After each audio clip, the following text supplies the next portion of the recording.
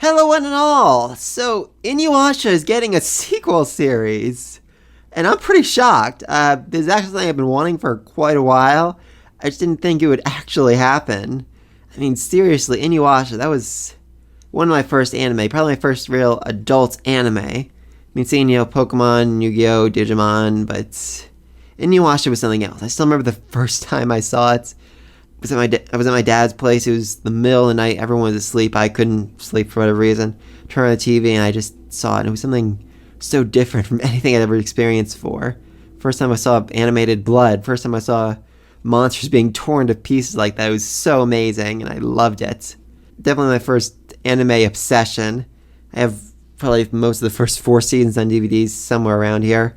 I had the songs and the openings pirated on my iPod. Just freaking love the series, and I'm really excited to see it come back. So the description reads, in Yashahime, Princess Half-Demon, the daughters of Sesshomaru and Inuyasha set out on a journey transcending time. Which is already just like the best line ever. Sesshomaru had kids! Oh, I am so excited to see that. I mean, so very, very excited to see what kind of a father he is. I mean, he was always very doting and kind to Rin, overprotective of her. I just very much want to see how he is as a father. Set in feudal Japan, half-demon twins Towa and Setsuna, I'm guessing those are Sesshomaru's kids, are separated from each other during a forest fire, which seems weird. I just said I was wondering how Sesshomaru is a father and he let his kids get separated from each other. I mean, I can't imagine, like I said, he was overprotective of Rin. I had to imagine he'd feel the same way about his own kids. So, curious, is Sesshomaru not around? Did he, leave the kids to fend for themselves? Did Rin, die in childbirth and he's grown to hate the kids, so he abandoned them? I'm just curious why he's not mentioned more in here. Anyway, while desperately searching for a younger sister, Towa wanders into a mysterious tunnel that sends her into present-day Japan, where she is found and raised by Kagome's brother Sota and his family, which already sounds like an amazing series on its own. I mean, Sota and his whole family basically had to mourn Kagome when she left. I mean, I don't think Kagome even gave them a proper goodbye. I mean, their family's obviously happy, she's with the one she loves, she's where she wants to be, but she left with the knowledge that she was never coming back to see them again. Maybe she will in this series, who knows. So, yeah, him coming across someone else from feudal Japan, someone who's his niece? Because Kagome, I think that she's his niece. I think that's how half-niece family relations work. It's very interesting. And just for Towa herself, she was born and raised in feudal Japan. Now she's in the present. Her adapting to modern day life. I'm very curious how that's going to work out for her. And then, having to go back afterwards. That's going to be interesting. I mean, Inuyasha is always very confused in the modern day about life and how to get around and all that.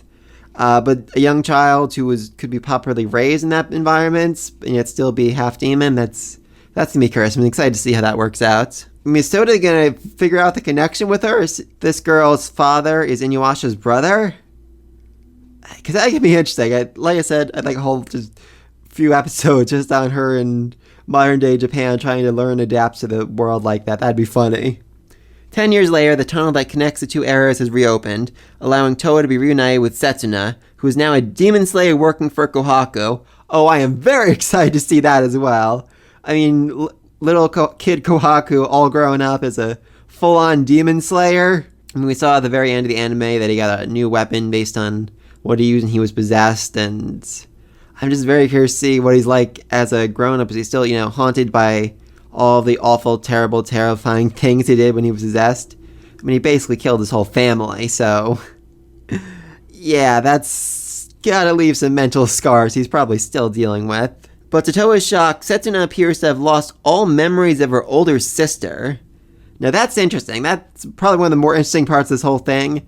Memory loss, is that either like a memory-stealing demon? Did she choose to have memories taken when she lost Towa because she didn't want to continually mourn the loss of her sister? Is have something to do with the time travel? Does going back and forth to the present somehow erased her from existence essentially? I'm not sure. That's Very interesting. I'm very excited to see if that's going to be like a major... I'm assuming that's going to be a major part of the whole storyline. Her just trying to find the guy that stole the memories. Curious about that. Joined by Moroho, the daughter of Inuyasha and Kagome. Oh, very excited for that. The three young women travel between the two eras on an adventure to regain their missing past. That last line made me think there are other missing memories besides Setsuna forgetting her sister. I'm curious about that, but very excited. And it seems like the three are going to be traveling back and forth from the feudal Japan to the present, which seriously, that's going to be fun. I mean, that's, for Moroho, I'm sure Kome's told her stories about the present, about the world she came from, essentially. So for her, it's going to be like visiting her mother's land, oh my god, she could probably go see her grandmother. That'd be fun. That'd be amazing. And, Soda, the boy that raised Toa, that's her uncle. That's a lot of fun possibilities there. Very excited to see what happens. So yeah, overall, this just sounds like an absolutely freaking amazing adventure, and I'm super excited for it to come out. Whenever it does, everything's getting delayed. But still, it's going to be amazing. I have seen some complaints online, some people saying, oh, this is going to be the next Boruto. It's just going to be the same as Boruto. It's going to be awful like that. And I really have to disagree. I mean, for Boruto, they add on like a whole final twist in Naruto, so they can essentially have Boruto fighting aliens as a bigger threat than his father ever faced. But for this, Inuyasha, the series ended, there was still like a full world of demons that they had to take care of. It's not like they established world peace or anything. The world's still very chaotic and dangerous, and these three are doing an absolutely amazing job fighting monsters.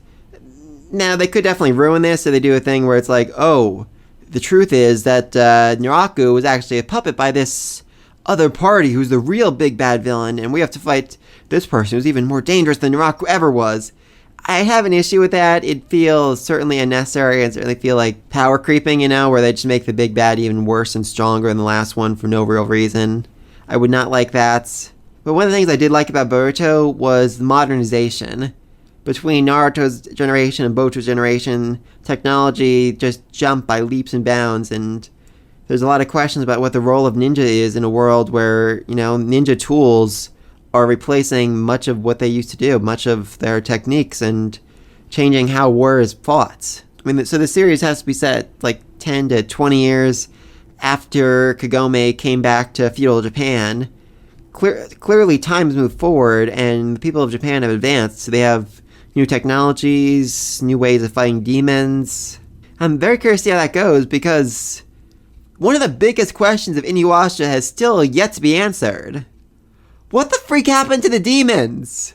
I mean, demons aren't wandering around in Gome's present-day Japan, so where did they go? Is there going to be, like, some force in this new series that explains that they're the ones that wiped demons off the face of the planets? I mean, in the present day, Kagome found a Shikan jewel shard in that mask.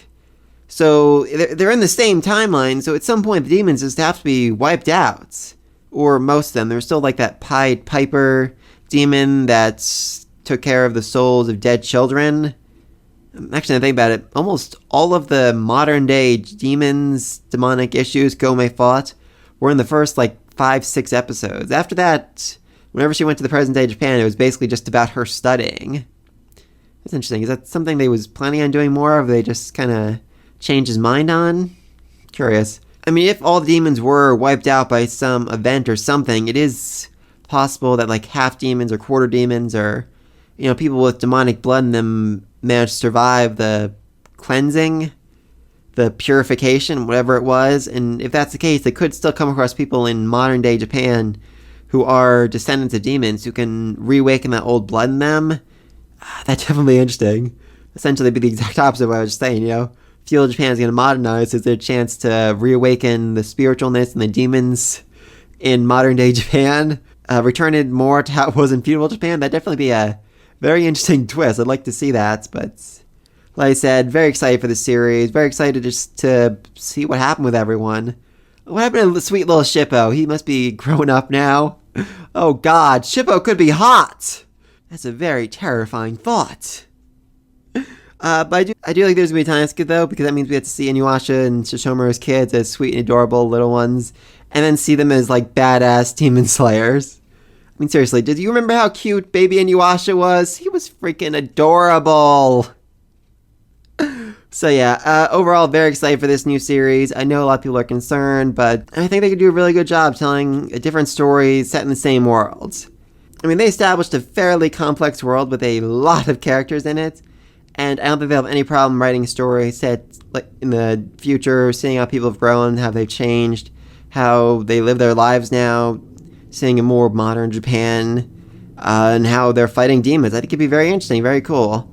Like I said, I just don't want it to be power creep. I don't want the new big bad villain they're fighting to be like this godlike entity who was in charge of Naraku and who was a real villain behind all of the first series we just didn't know because they were hiding in the shadows. That would just be such power creep, and I would not like that. But please, let me think down below. Are you excited for the sequel? Are you worried about the sequel? What do you think is going to happen in it? I've been spouting out my own theories for a while, and I'm very excited to see if any of them come true. I could certainly see myself covering this series when it comes out. Definitely going to depend on what else I'm covering at the time, but I'm really looking forward to this. So yeah, let me think all that down below. Be sure to like, subscribe to the next video, and until then, peace!